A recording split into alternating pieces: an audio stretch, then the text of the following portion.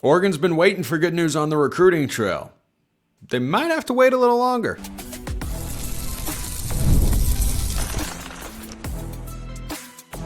You are Locked On Ducks, your daily podcast on the Oregon Ducks. Part of the Locked On Podcast Network, your team every day. Yes, it is that time once again for Locked On Ducks. I'm your host, Spencer McLaughlin. Thank you so much for making this your first listen or your first view of the day, part of the Locked On Podcast Network, your team every day, and your number one source to stay up to date with the Ducks. Got my guy Max Torres here of Scoop Duck over at On 3 and the Ducks Dish podcast. We'll talk some spring game takeaways. We'll talk about the quarterback room, and we'll start with the recruiting trail, all on today's show, which is brought to you by friends at Monarch Money. Take control of your finances with Monarch Money. Use code LOCKEDONCollege at monarchmoney.com for 50% off your first year. So it's been a quiet month, Max. Oregon's recruiting class that was very early in the cycle, number one in the country, has fallen all the way down to 18th in 24/7's rankings. And depending on which service you look at, it's generally in that sort of ballpark. But there are a couple of really big names coming up. Two of the biggest names, not just for Oregon in the class, but in the country. Jared Curtis is reportedly committing on Monday, five-star number one overall quarterback. And then 8 days later, Jackson Cantwell, number one overall offensive tackle. Do you think Oregon fans are going to get some recruiting buzz and news to talk about here? Or do you think this kind of quiet stretch of commits could stretch into June? I think it's a little bit of both right now. I mean, for Curtis and Cantwell, it's looking more and more likely like they're going to team up at either Oregon or Georgia. I think even though it may look like on the surface both are maybe trending towards the Bulldogs, I'm not ready to count out the Ducks just yet. I think it's been too quiet for too long on the recruiting trail. And that just makes me believe that Dan Lanning and the Ducks are really trying to make some moves behind the scenes, especially for two of the top guys in the country. I mean, I think they're both ranked inside like the top 10, depending on which ranking system you look at. So I'm going to be very interested to see just how those develop. I know one of the positive developments that we saw came out earlier this week on Tuesday when Nick Abrams, a 2026 linebacker out of Maryland, included the Ducks in his top 4 schools. He's going to be coming off the board on July 5th and has his final official with Oregon on June 20th. So I think that we kind of could see some more news trickling out here, more top groups, more official visits being set. And I think the more guys that you see set up an official visit to Oregon on June 20th, the better. And you also got to keep an eye out for Oregon's scavenger hunt weekend, which I believe is going to be May 9th. So not this upcoming weekend, but the one after that. Yeah, Brandon Arrington also announced he'll commit on the 5th of July, I think was when he said he'll be choosing. So he'll take his visits through the month of June. Oregon, USC among the schools that are in the fold there. I actually hadn't heard until you mentioned it that Cantwell and Curtis are going to team up and go together. They might. Neither of them have said that, but I'm just saying it looks like both of them are going to choose between Oregon and Georgia. Right. Okay. I thought you were saying it was like they're texting each other saying, hey, do you want to go here? Do you want to go there? And they're deciding. Like I think for those two guys, Max, and those are big names as we mentioned about to come off the board. I'd be pretty disappointed if Oregon missed on both. I would. I don't know. With the way Oregon's quarterbacks looked at the spring game on Saturday, maybe Jared Curtis is not as big of a priority because Oregon's got some guys for the future. But I just think from a recruiting momentum standpoint, if you go after those guys as heavily as Oregon has, you're in the final 2 for both. I know it's Georgia, and that's a big-time program. But I'd be pretty disappointed if Oregon walked away going 0 for 2 on those 5-star commits. It would suck for sure. I mean, that's not what Oregon fans want to see happen. I would probably say that Curtis is the bigger fish of the two, just because we haven't really seen Oregon get involved with other 2026 quarterbacks other than Ryder Lyons, who I don't consider as a 2026, and I haven't predicted USC. And if Cantwell does go to Georgia, Oregon does have another quote-unquote backup option and another 5-star offensive tackle, Emmanuel Hinacho, out of Baltimore. So I think missing out on Curtis would probably sting a little bit more than missing out on Cantwell, even though Cantwell's a Missouri guy and has just gushed about Dan Lanning and his connection. So I think on the surface right now, depending on when this comes out, Georgia looks like they're in a better spot for both of those guys, but I'm saying don't count out the Ducks just yet. Yeah, I think that's a good thing to hear, but it turns out, and Dan Lanning made a quip about this last year. It turns out Georgia does in fact have NIL dollars, and Georgia does in fact have the ability to recruit at a high level. That stemmed from Kirby Smart saying, "Yeah, I wish I had what Dan Lanning's got up there at Oregon with NIL." And then Lanning on a different interview said, "Yeah, it's amazing. Kirby got the #1 recruiting class with no NIL dollars." It's incredible. And I think about that quote all the time, especially because those two work together. I wonder if they ever talk about that. But you mentioned USC, and I wanted to talk about that and get your thoughts on this, because I've talked about them a pretty good amount in the offseason. I don't think they bring Oregon down if they get back to what they should be as a recruiter. I think they just make it a much greater challenge than it perhaps has been. And my guy Dang Trojan sent me this question and wanted to get my thoughts on it. And I think that for USC, they are recruiting the way they've always been capable of. They currently have the #1 class in the 2026 cycle. And yeah, it is early. However, their class is really good. They have a lot of players. Some of it is volume based, but I think that for Oregon fans that follow recruiting really closely, the rise of USC can't go overlooked, because for several years, as USC has underperformed on the trail, Oregon has gone down to Southern California and they have cleaned up time and again. I think it really got jump started with Kayvon Thibodeau, but you can just keep going down the list of guys. Mateo Uyunglele is another one. And like those guys 10, 15 years ago are going to USC, but now they're kind of coming to Oregon. What do you make of USC's rise with the hire of Chad Bowden to be their general manager coming over from Notre Dame, and where that leaves Oregon's recruiting potential in the coming years? If you want me to be honest, I'll say that this should have been happening for years at USC. There's no reason this shouldn't have been happening from the moment that Lincoln Riley got hired. But now it is. And I think the fact that it wasn't happening shows some of the dysfunction that was going on behind the scenes, probably at an administrative level at USC. And now it seems like they are much more cohesive and on the same page. And I like that you mentioned Chad Bowden, because he has been a huge reason for USC's success. Definitely from some of the people that I've talked to around here in Southern California, they've cited him as just being an absolute difference maker. And then I also think that some of the administrative stuff that I talked about, it seems like their NIL is finally functioning as it should. I'm not saying these guys are only committing because of NIL, but that is making USC an even more attractive option than it has perhaps been in the past. I think USC has always been marketable. They've always had the brand. They've always had the history. But to your point, Oregon took advantage of USC's, downturn or their recruiting slide, or because they haven't been doing great recruiting or on the field. I think obviously those things are intertwined, and Oregon has been doing great in both of those. But Lincoln Riley is recruiting like his job is on the line, because I think it is. So I'm not taking anything away from USC. I'm just curious to see how much of that class remains intact after we see this upcoming season, and if Oregon can maybe snag a few away from the Trojans. I have more thoughts on that, because I wonder how this plays out in the coming years. So we'll definitely get to that. And Max will share his biggest spring game takeaways. We still have to talk about the quarterbacks, because I love what I saw from the Oregon quarterback room. First, this episode brought to you by Amazon Fire TV Stick 4K. Did you know your Fire TV is also an Xbox? Turn any TV into your gaming and entertainment hub with Fire TV Stick 4K devices. No console required. Just grab your paired controller, subscribe or sign in to Xbox Game Pass Ultimate with EA Play included, and you're ready to go. Dive into hundreds of premium titles, including EA Sports College Football 25 to Call of Duty, as easily as you stream your favorite shows. Already have a console? A Fire TV Stick 4K device is more affordable and easier to travel with, allowing you to take you or your kids' games everywhere and wherever you want to plug in. And if you've ever wanted to try out Xbox games without the big upfront investment in a console, Fire TV Stick 4K can be a low-pressure way to start exploring. Head to Amazon.com/FireTV Locked On.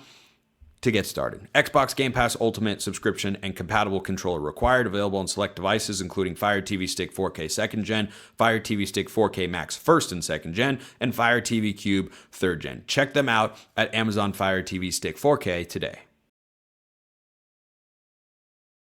All right, Max, I want to finish up on this USC front. So the way I see it is Oregon doesn't get knocked down as a tier 1 recruiter just because USC is elevating to where they should be as a tier 1 recruiter. I think in a given cycle, because they'll go after a lot of the same players, and we're already seeing it in this class. They're both after Ryder Lyons, who probably winds up at USC.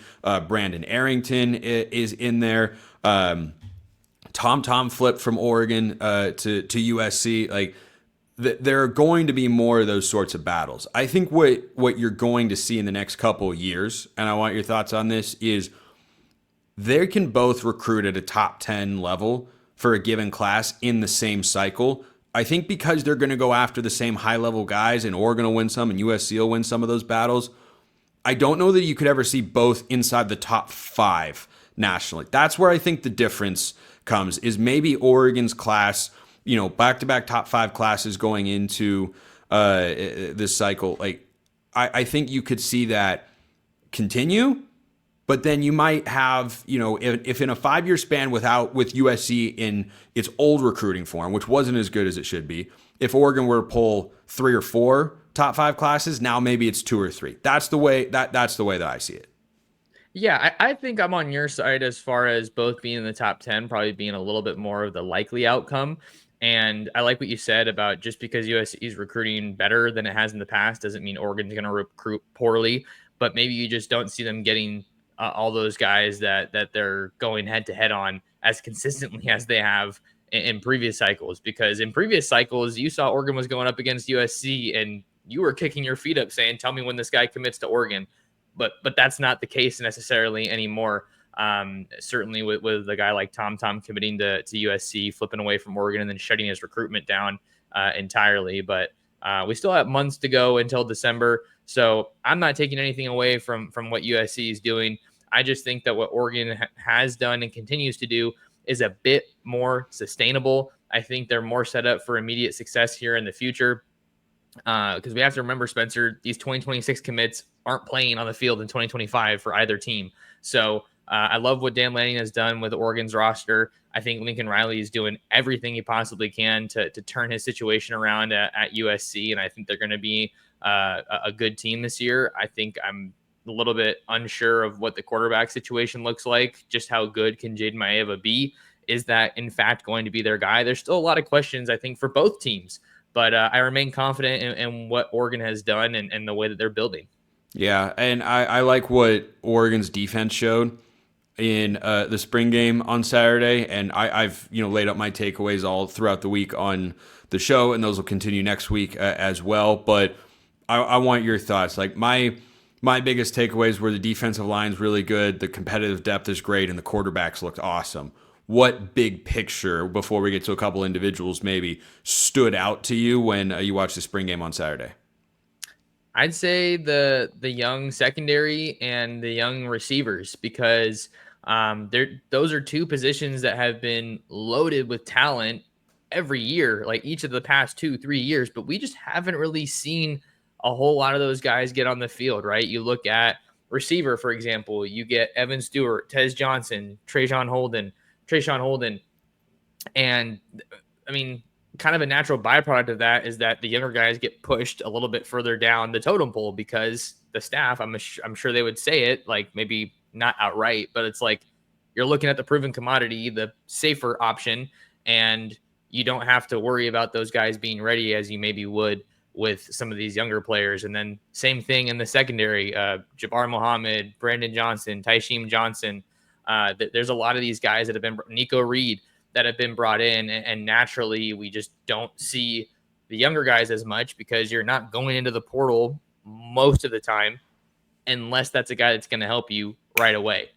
Not every situation is a Dante Moore, hey, sit for a year and learn behind somebody in front of you. Like, that was incredibly intentional, and now it looks like he is more than likely going to be handed the reins, but we got to see what happens at quarterback. So I think those were some of my broader takeaways. I mean, I've always been super, super interested in the play of Oregon's secondary.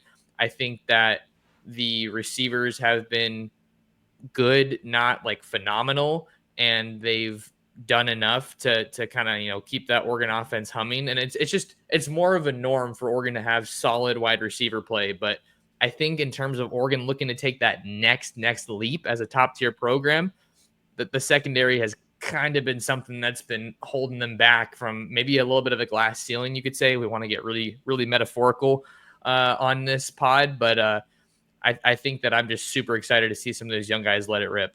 Yeah, I'm with you on the secondary. I think the receiver room has been the best that it has been in Oregon football's history in my lifetime, at least in the last several years. Recruiting, development, production, NFL caliber guys. Like I think that it's been a really, really good stretch, and Ross Douglas has a lot to build upon from what Junior Adams established in the last couple of years.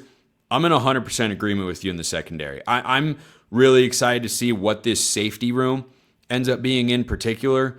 I think Oregon has had a bunch of guys that are fine to below average, and other teams have taken advantage of that. Most notably, Ohio State in the Rose Bowl. You just, everywhere you look, you didn't have the ability for the safeties to make plays, and you just look at what Ohio State had defensively with, was Lathan Ransom a safety? I think he was. Yeah, Lathan Ransom and that's a dude. And Caleb Downs. Those are dudes. Oregon hasn't had a dude at the safety position that I felt like is a real impact player in Dan Lanning's entire tenure. I don't really know why. I think that's why they went out and recruited so heavily and brought in the best DB haul ever in Oregon recruiting history in the 2025 class. But yeah, I like the way they look. I felt like the young guys looked the part. They made some plays. I mean, Offord and McNutt both had pass breakups in the end zone against guys who were far more experienced in college football than them.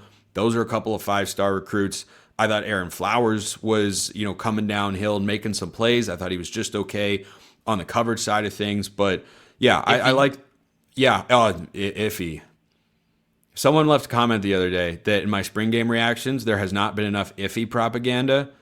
They might be right, because he forced the fumble, but then, the other way to think about this, which you have to with any defensive back, quarterbacks weren't throwing his way. And it's not for a lack of wide receiver talent and depth. We know that. I've heard a lot of buzz on Iffy all throughout the spring, Max. I think he's going to be a starting corner. I think he's going to be a stud. I think just what his role is going to be remains to be seen a little bit. I want to also say, let's not forget about Dakota Fields. I think that's a guy that I've heard a lot of really good things about since he got injured and had to essentially miss all of last year. He wasn't medically cleared to play in the spring game, and he is someone that I think has certainly looked the part. He grabbed an interception in last year's spring game and really fits Dan Lanning's prototype at corner. So that's another guy that I'm really excited to see. And then you also have Kingston Lopa probably taking on a bigger role. Dylan Thieneman going to be in the mix heavily. So I'm super excited to see this safety group, the secondary group, really one that is admittedly green and lacking experience, but supremely talented. Yeah, that's my only concern or hesitation with them is you can't replicate experience. But, the way I look at this season is, hey, Oregon should be good. Oregon should make the playoff. Maybe they win a game or two. Next year, though, I think that secondary should be the best of the Dan Lanning era. And I think that along with the way they've recruited the defensive line, the D-line is awesome. It's so many of those guys are hitting. It's just it's a phenomenal thing to see that that position group was so emphasized on the trail in the 23 and 24 cycles. It wasn't as big of a focus for 2025, and it's because they're not having guys hit the portal left and right. And these second or third year players, I think, are really, really ready to pop. Speaking of guys ready to pop, I loved the Oregon quarterback performance on Saturday. I'll get Max's thoughts and a couple of hot takes for him to react to as well. First, this episode brought to you by Monarch Money. Ever check your bank account and wonder, where did all my money go? Between dining out, online shopping, and entertainment, it's easy to lose track. That's where Monarch Money comes in. Your personal CFO, giving you full visibility and control over your finances. Monarch Money isn't just a budgeting app. It's a complete financial command center. You can track all your accounts, investments, and spending in one place, so you stop just managing your money and you start building wealth. All-in-one convenience is what they're all about. Instead of juggling multiple apps, you can use Monarch to check your finances, track spending, and even plan long-term goals. Take control of your finances with Monarch Money. Use code LOCKEDONCollege at monarchmoney.com for 50% off your first year. That's monarchmoney.com, code LOCKEDONCollege for half off your first year. Check them out at monarchmoney.com.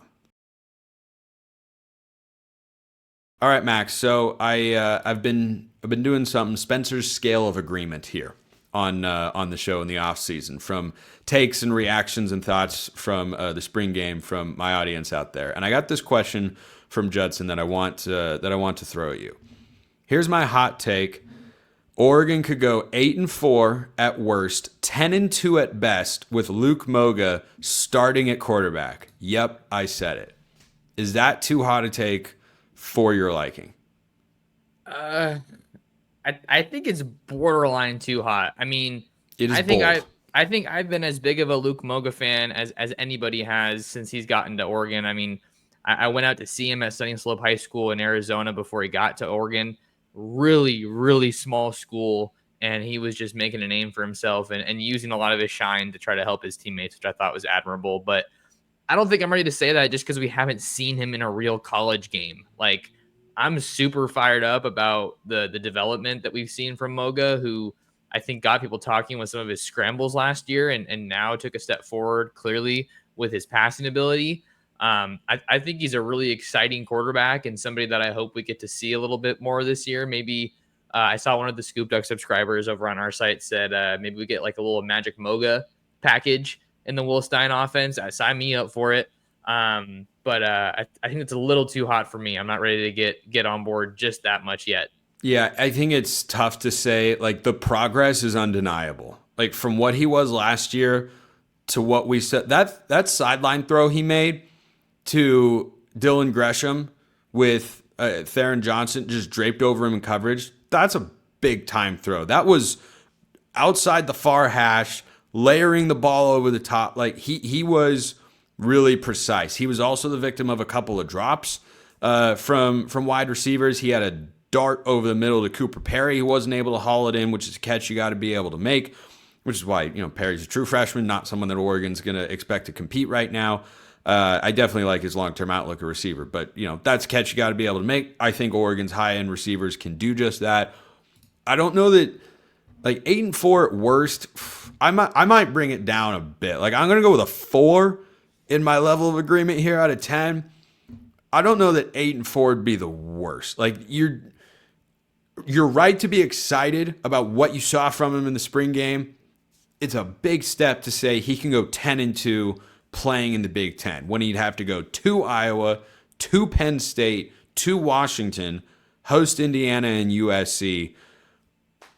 I think Oregon's got a better roster than most of those teams. I just think that is a lot. I loved what I saw. And man, he's a freak athlete. The scramble he had where, he pulls it on the RPO, linebacker covers his read, and he just takes off running. Like, you can't teach that. You can't coach that. You can't really defend that. It's just he's just faster. That's just the way that it is. And when I see him, Max, have you seen any of Avery Johnson at Kansas State?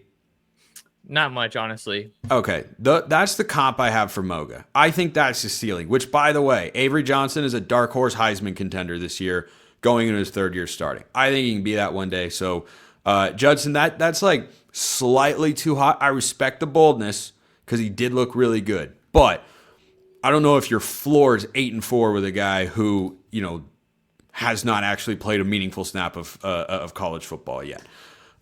This one maybe I'll go 6. I'll go 6 on my scale. 6, Max is okay. I respect that. But love the hot take, Judson, though. Keep them coming, everybody. I'm here for it. Rick sent this one in. Scale of 1 to 10. What's your level of agreement of Dante Moore's issues in 2023 at UCLA was a product of the dumpster of an offensive line, ranking 113th in FBS, giving up 42 sacks? I actually hadn't pondered this before we hopped on here to record.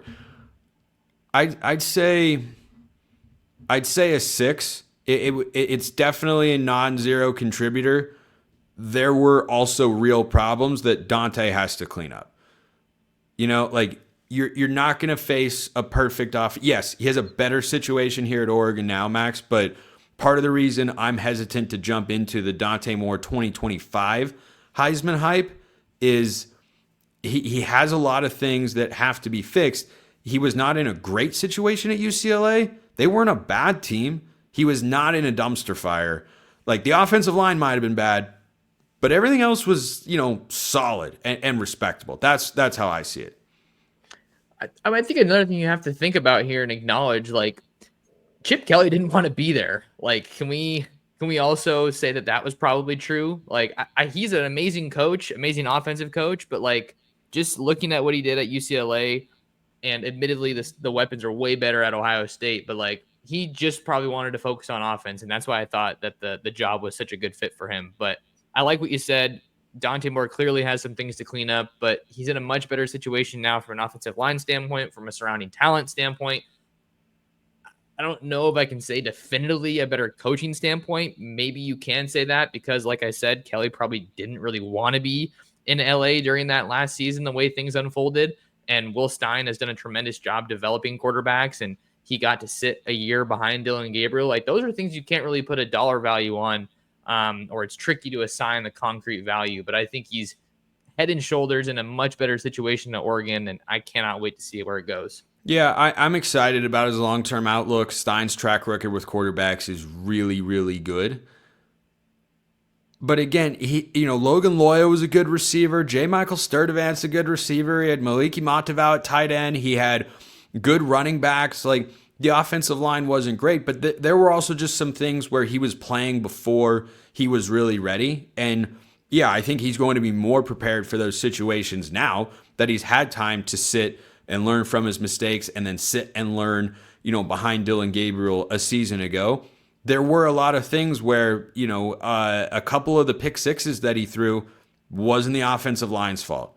It's just he's late with a throw, he's staring it down, and those are the sorts of true freshman mistakes that are certainly going to happen, but you have to coach those out of him at some point. Like, he has to be able to migrate on from that. So on a 1 to 10, I'll go 6. I think more than half, but not all of it was the offensive line wasn't good, but more than anything, I think he just was playing before he was ready. Most true freshmen, even highly rated quarterback recruits, as you know, Max, most true freshmen are not ready to start day one. I don't think even Trevor Lawrence started right away. Didn't Kelly Bryant start first at Clemson and then Trevor Lawrence took over midway through the season? Like, true freshmen starting and thriving right away, no matter what your recruiting ranking is, it's not really a thing in major college football. Yeah, I don't think Trevor Lawrence started right out of the gate, but like he is kind of the guy that I reference when I think of true freshmen starting. And I think that Dante, more or less being thrown into the fire in Westwood, is going to end up being a massive net positive for Oregon. I thought it was a net positive last year because it gave Oregon one of, if not their most experienced backup in Lord knows how long. It's incredibly difficult to build quality quarterback depth and have a backup that actually has some in-game experience, even if it was rough. And I think that'll really help accelerate his development at Oregon. All right, last thing to wrap today's show, a second question that came from Rick. That's just a fun one. Can we set an over-under on how many times Kenyon Sadiq hurdles a player this season? He did it. So let's just game. Look. One a game.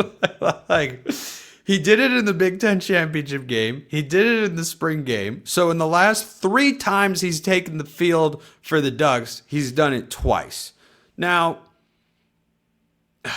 I mean, some guys have that hurdle bug. I feel like you see it more with running backs than with tight end, because most tight ends are not as freakishly athletic as Sadiq. I think it's a slight misrepresentation to say he'd do it twice every 3 games. I'll go with 4.5 hurdles, Max. I think that's an appropriate over-under. Let me know your thoughts in the comments below. You're going over, under 4.5. Where would you land? I go... Give me 6.5. Let's go. 6.5, big line. If he gets as many touches as he should, and for him being as big of a part of the offense as he should, I think we'll let's run that number up. Okay, well, we'll split the middle like gymnastics judges do. We'll say the over-under is officially, the Locked On Ducks over-under is 5.5 hurdles. Let me know your thoughts in the comments below. Max Torres, Scoop Duck, over at On3 in the Ducks Dish podcast. Great as always, my man. Appreciate everyone listening. I'll see you next time. Have a wonderful rest of your day, and go Ducks.